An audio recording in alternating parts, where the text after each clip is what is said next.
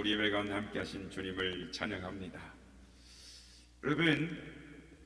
여러분은 하나님의 말씀으로 이 세상의 모든 것이 창조되어졌다라는 것을 믿으시죠? 지난 세기의 무신론자 중에 잉거솔이라는 유명한 무신론자가 있었습니다. 그가 살던 동네에 시계방이 하나가 있었는데 그는 그곳에 자주 들르곤 했습니다. 한 번은 그 시계방에 들어갔더니 한 번도 보지 못한 아름답고도 정교하게 디자인된 시계가 탁 시계방에 걸려 있는 겁니다. 그래서 또 반갑기도 하고 너무 예쁘니까 잉거솔이 그 주인에게 못 보던 시계가 들어왔네요. 저 시계를 어디서 들어오셨어요? 이러면서 궁금증을 가지고 물었습니다. 그랬더니 시계방 주인이 웃으면서 이렇게 말을 하는 겁니다. 박사님, 저 시계는요 갑자기 생겨났어요. 갑자기 저 벽에서 저절로 생겨졌어요. 이렇게 웃으면서 대답을 하니까 잉거솔이 하는 말이, 아니 그런 말이 어디 있습니까? 시계가 벽에서 저절로 이렇게 나왔다니요. 이렇게 말을 하니까 이 시계방 주인은 신실한 크리스천이었습니다. 주인은 평소에 잉거솔하고 이 신앙에 대해서, 하나님에 대해서 신앙적인 이야기를 많이 했었습니다. 주인이 웃으면서 말을 합니다. 박사님이 항상 그렇게 누이 말씀하신 것처럼 인간이 갑자기 우연하게 이렇게 나왔다면 시계도 갑자기 나오는 게 맞지요. 이렇게 말을 했다라는 것입니다. 여러분, 이 세상은 우연히 어쩌다가 저절로 생겨난 것이 아니에요. 이 세상은 하나님의 말씀으로 창조된 세계임을 믿으시기를 바랍니다. 성경에는 마태, 마가, 누가, 요한 이 복음을 사복음서라고 합니다. 그 중에서 마태, 마가, 누가는 이 같은 관점에서 기록되어졌다라고 해서 공간 복음이라고 하고, 요한복음은 다른 관점에서 기록되어졌다라고 해서 제4복음서다라고 말을 합니다. 요한복음에서 강조된 예수님은 그분은 곧 그분은 하나님이시요 아주 높은 곳에서 이렇게 이 세상을 내려다보시는 하나님으로 강조하며 소개하고 있습니다. 요한복음 1장은 태초에 말씀이 계시니라 라고 소개를 하고 있습니다. 먼저 우리가 생각해 볼 말씀은 말씀이 계시니라 라는 부분입니다. 옛날에 철학자들은 만물의 근원이 어디서 생겼는가 열심히 연구했습니다. 어느 학파는 만물의 근원이 물에서 나왔다. 어떤 학파는 불이다. 어떤 학파는 아니 공기다 라고 생각을 했습니다. 요한복음에서는 태초에 말씀이 계시니라, 즉 말씀, 로고스를 말하고 있습니다.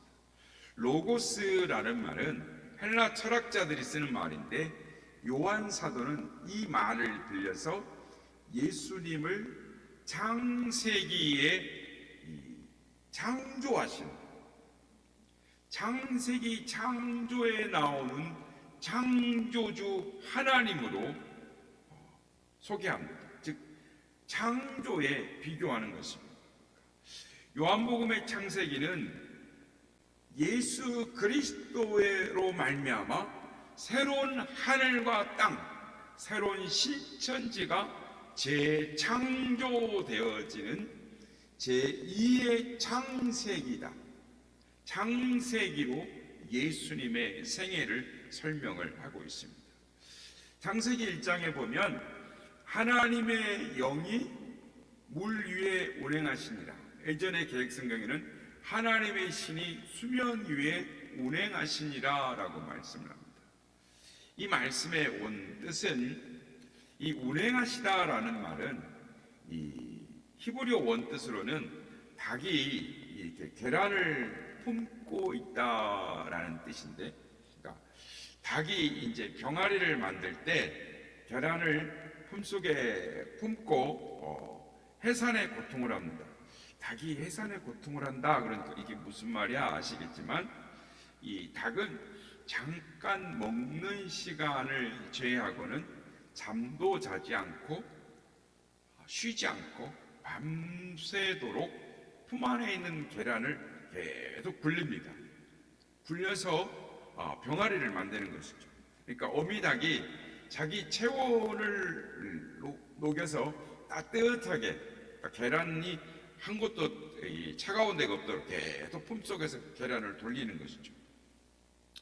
이 모습을 운행하다, 즉 천지를 창조하시는 하나님께 연결시켜서 보면은 하나님의 영이 세상을 창조하시기 전에 하나님이 온 세상을 품에 안으시고 우주를 품으시고 부스럭부스럭 해서 천지가 창조되었다라는 말씀. 오늘날 한 사람, 한 영혼이 구원받는 것은 제2의 창조와 같은 역사인 것입니다. 한 사람이 구원을 받기 위해서는 하나님이 그 사람이 구원받도록 간섭하시고 그 하나님의 말씀이 예수 그리스도를 통해서 세상에 전파되게 하시고, 또한 어떤 전도자 누군가의 한 사람을 그 사람에게 보내서 복음이 전해지게 해서 성령의 영이 그 사람을 덮고 그 사람의 마음을 감동시키셔서 성령께서 부스럭부스럭 그를 품고 돌리면서 그를 새롭게 마음문을 열고 말씀을 받아들여서 그 영혼이 새롭게 창조되는 것입니다. 우주보다 천하보다 더 귀한 한 생명이 창조되어지는 것, 그게 예수님의 재창조다. 요한복음에 나오는 창조를 말하는 것입니다. 이 창조의 역사를 설명하기 위해서 사도 요한은 오늘 보면 말씀으로 서론을 시작합니다. 오늘 보면 1절에서 3절 말씀을 제가 한번 읽어보겠습니다. 태초에 말씀이 계시니라. 이 말씀이 하나님과 함께 계셨으니 이 말씀은 곧 하나님이시니라. 그가 태초에 하나님과 함께 계셨고 만물이 그로 말미암아 지은 바 되었으니 지은 것이 하나도 그가 없이 된 것이 없느니라.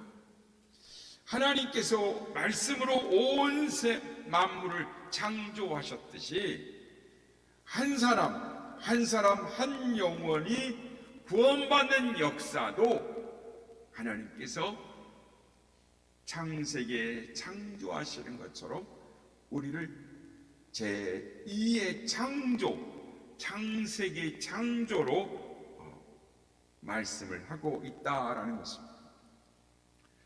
천지를 창조하는 창조가 있었습니다. 근데 이것은 불완전했습니다. 그 창조는 사탄의 유혹에 의해 타락했습니다. 그래서 요한복음은 예수님으로 말미암아 이루어지는 재창조의 역사를 말씀하고 있습니다.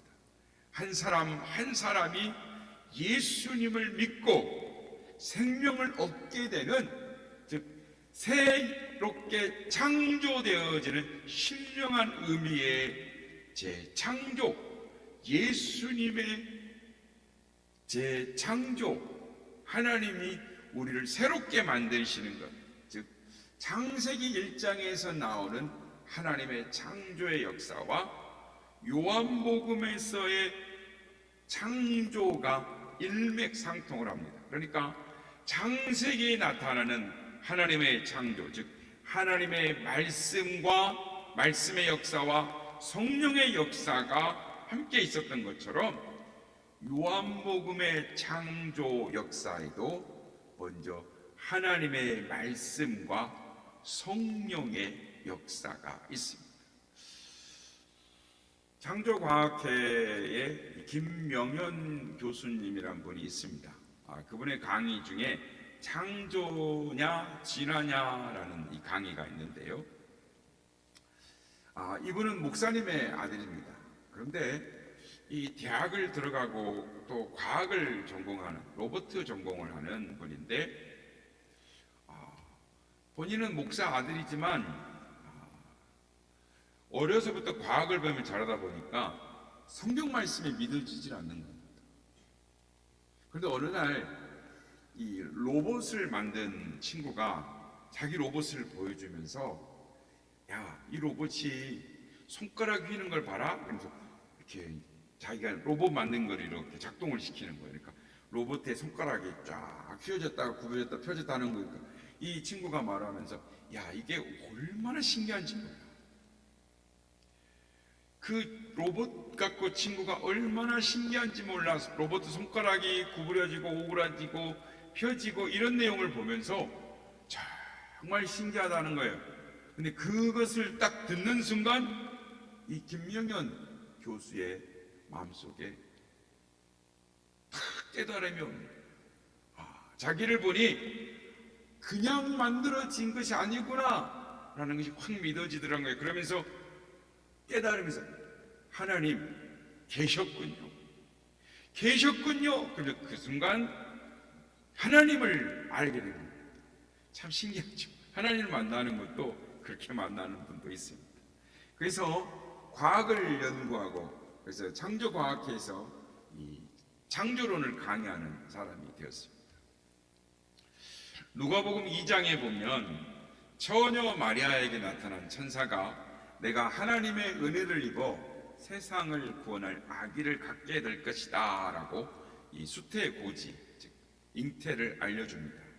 그때 마리아는 그 말을 도저히 믿을 수가 없었습니다. 그래서 나는 남자와 한 번도 가까이 해본 적이 없는데 어찌 이런 일이 일어날 수 있겠습니까?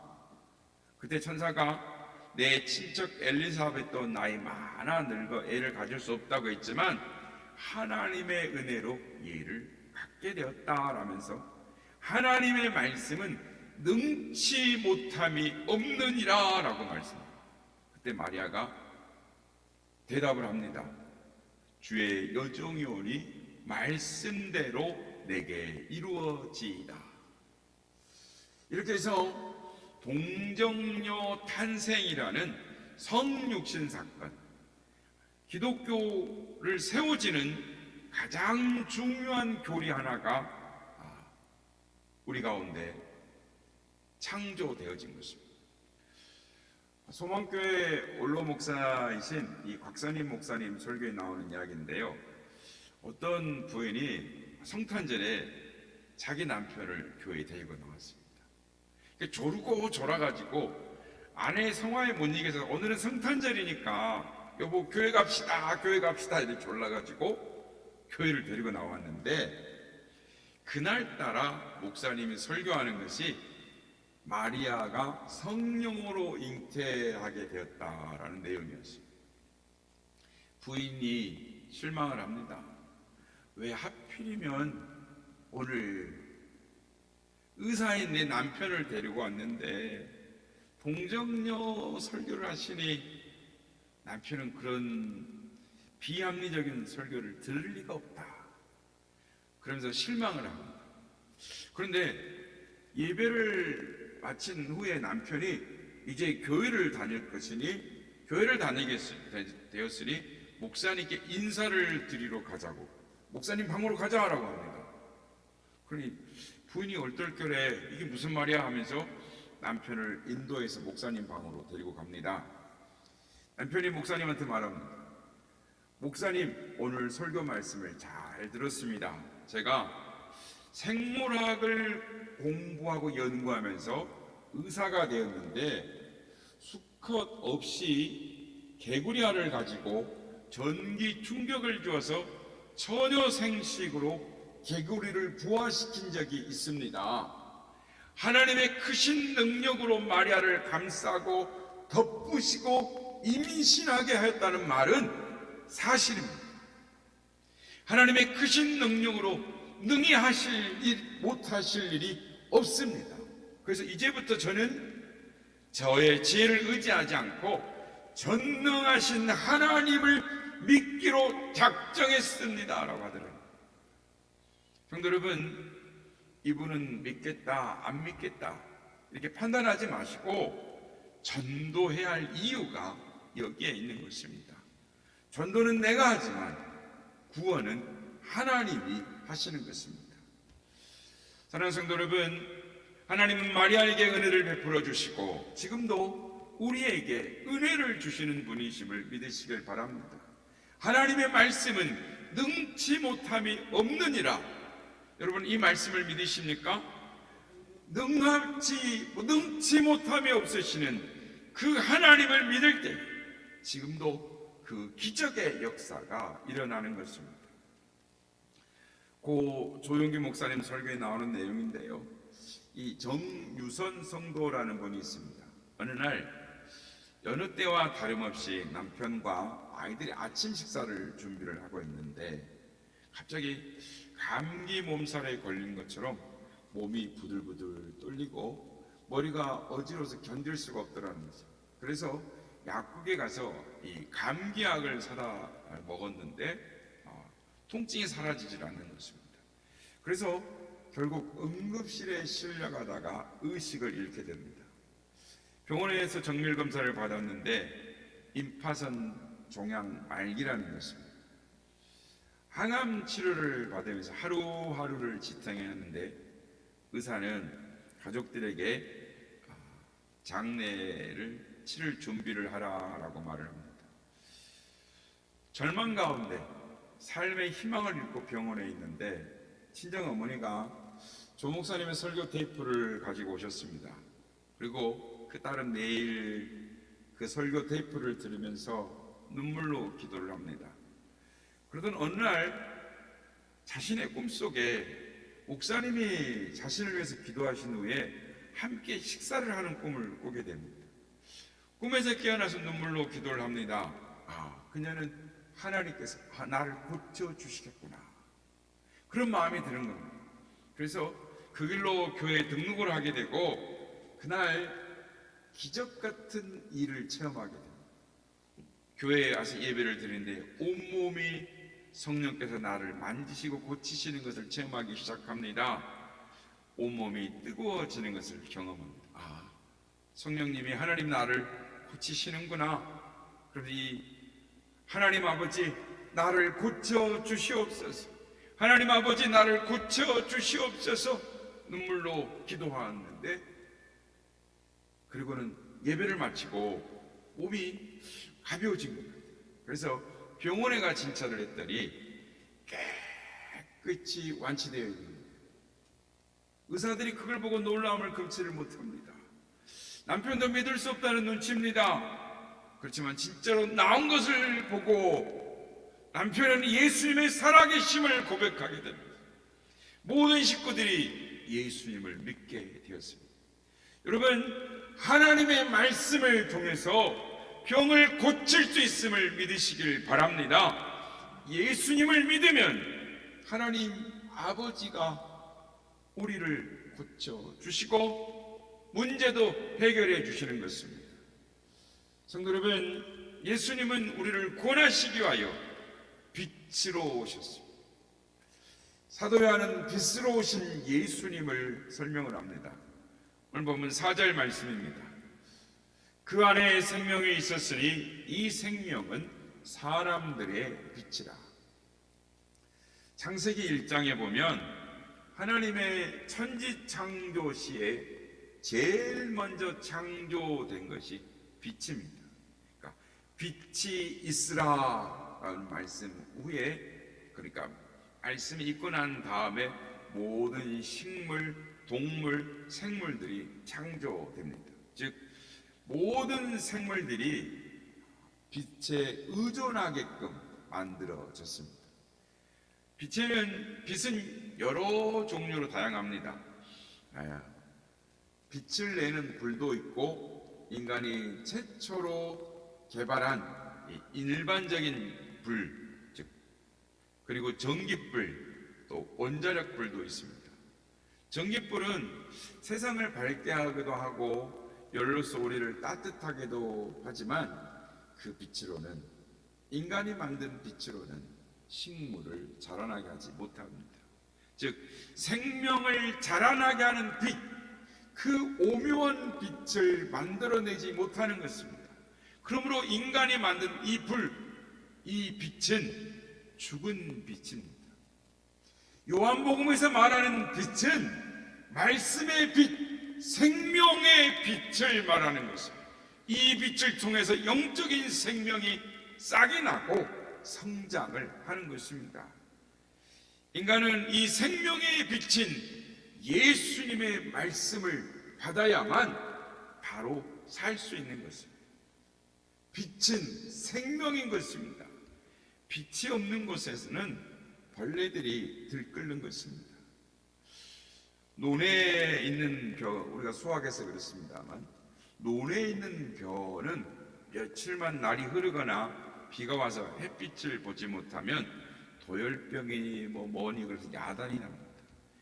햇빛을 쬐이는 곳에 벌레들이 살아남지를 못하는 것이죠. 빛이 곡식이 성장하는 과정에도 절대적인 영향을 미치듯이 그리스도의 빛이 비치지 않는 곳에는 어둠이 있습니다. 이 어두움은 죽음을 의미하고 죄와 타락을 의미하고 부끄러움을 의미하는 것입니다. 여러분, 예수님 안에 생명의 빛이 있습니다. 그 생명은 사람들의 빛이라고 말씀하십니다. 이 말씀이 무슨 말씀일까요? 예수님의 생명이 사람들에게 비추이면 그 생명은, 그 빛은 사람들로 하여금 성장하게 하는 것입니다. 자라나게 하는 것입니다. 빛은 자라나게 한다라는 말은 정말 중요한 말씀입니다. 빛이란 살아있는 것을 더 자라나게 하고 더 열매 맺게 하는 것입니다. 그러나 죽은 것에는 햇빛이 쪼일수록 더 마르게 되는 것입니다. 한 폭의 풀에 밑동을 잘랐을 때 햇빛을 받으면 살아있는 것은 햇빛을 통하여 점점점 살아나고 점점점 자라나고 열매를 맺지만, 죽어있는 것은 그 빛을 바르면 점점 말라가는 것입니다. 예수님의 생명의 빛, 살아있는 빛을 받으면 우리 영혼이 살아나는 것입니다. 요즘 태양열 집을 짓는 데가 있습니다. 이것은 될 수 있는 한 이 태양열 집은 빛을 많이 받도록 이렇게 장치를 해야 됩니다. 마찬가지로 우리는 예수님 그리스도의 빛을 최대한 받으려고 하는 수용적인 마음의 자세가 되어 있어야 하는 것입니다. 여러분, 예수 그리스도가 없는 생명, 그건 죽은 것입니다. 예수님을 믿지 않는 사람들을 보면 확실히 마음이 어둡고 혼돈 상태에 있음을 우리는 보게 됩니다. 그러나 예수님을 믿으면 마음속에 밝은 빛을 지니고 있으면 나도 모르게 지혜를 가지고 바른 길을 가게 돼 있습니다. 생명을 이 빛으로 설명을 하는 이 말씀은 사망으로부터의 해방을 의미하는 것입니다. 사망에 매여 사는 것 참으로 비참합니다. 소망도 없고 미래도 없고 절망적인 삶인 것입니다. 이런 노예 상태에서 해방을 누리는 것, 그게 그리스도인의 삶입니다. 미래가 훤히 보이는 것과 보이지 않는 삶은 분명한 차이가 있는 것입니다. 오래전 이야기인데요, 서울역에 가면 박물관이 있습니다. 보신 적 있으십니까? 거기에 보면 서울역 기차 경성역에 1등 대합실과 3등 대합실이 있었습니다. 그런데 기차가 와서 이렇게 역 입구 개찰구에서 이제 표 개찰이 시작되면 1등 대합실의 손님들은 천천히 여유 있게 나가는데 3등실의 대합실 있는 손님들은 서로 먼저 들어가려고 밀치고 뛰고 달리면서 막 사고가 일어나는 불상사가 생긴다는 것입니다. 그 이유는 1등실 대합시대를 통해서 나가는 사람들은 자기 표에 좌석 번호가 적혀져 있습니다. 그런데 3등실 대합에 이 표를 끄는 사람들은 3등 칸은 빨리 가지 않으면 먼 거리를 서서 가야 하는 이 고역을 치르게 되는 것이죠. 그러니까 달릴 수밖에. 그렇습니다. 미래에 대한 확실한 보장이 있느냐 없느냐의 차이인 것입니다. 미래를 볼 수 있으면 여유가 있고 자신이 있지만 미래가 불확실하면 불안하고 초조하고 다툼까지 하게 되는 것입니다. 사도 바울은 앞을 환하게 바라보면서 달려갈 길을 다 가고 믿음을 지켰으니 면류관이 있다라고 말을 합니다. 스데반 집사는 돌더미 속에서도 눈을 들어 하늘을 바라봤을 때 그를 기다리며 두 팔을 쫙 벌리시는 주님을 바라보았습니다. 그 주님의 모습을 바라보니 그 죽음의 자리에서 뭐가 슬프며 누가 원망스럽겠습니까? 중요한 것은 앞이 보이느냐 안 보이느냐 하는 것입니다. 어느 부인이 남편에게 10년 동안 전도를 했는데 남편이 예수님을 믿지 않는 것입니다. 어느 날 이 남편이 저녁에 늦은 밤인데 친구들과 술을 먹고 2차로 집에 왔습니다. 집에 와서 늦은 밤에 술상을 차려내라는 것입니다. 부인이 불평 없이 정성껏 술상을 차려냅니다. 남편의 친구가 이게 참 이상해서 그 부인에게 묻습니다. 이 정도면 자기 부인은 난리가 날 테인데 왜 이렇게 대접을 잘해줄까 궁금한 겁니다. 그래서 이 남편의 친구가 아이고 어떻게 이렇게 잘해주십니까? 잘해주십니까? 왜 이렇게 화도 안 내고 잘해주십니까? 이렇게 자꾸 물으니까 이 믿음 좋은 부인이 자꾸만 묻는 남편 친구에게 이렇게 대답을 합니다. 제 남편에게 10년 동안 전도를 했는데 실패했습니다. 이제 거의 포기하고 저는 천당을 갈 테인데 저 사람은 지옥을 갈 것이니 그러므로 이 세상을 사는 날 동안이라도 좀 편안하게 살라고 잘 대접해야겠다는 생각입니다 라고 말을 하더랍니다. 이 말을 듣고 두 남자가 예수님을 믿게 되었다라는 것입니다. 여러분, 미래가 확실한 사람, 즉 빛 안에 사는 사람은 생명의 질이, 삶의 질이 다른 것입니다. 약속된 미래를 살기에 오늘의 생명의 오늘의 생활이 그렇게 힘들지 않고 문제가 되지 않는 것입니다. 가난하고 부하고 질병을 들고 건강한 것 그것이 문제가 되지가 않더라는 것입니다. 사도 바울은 말합니다.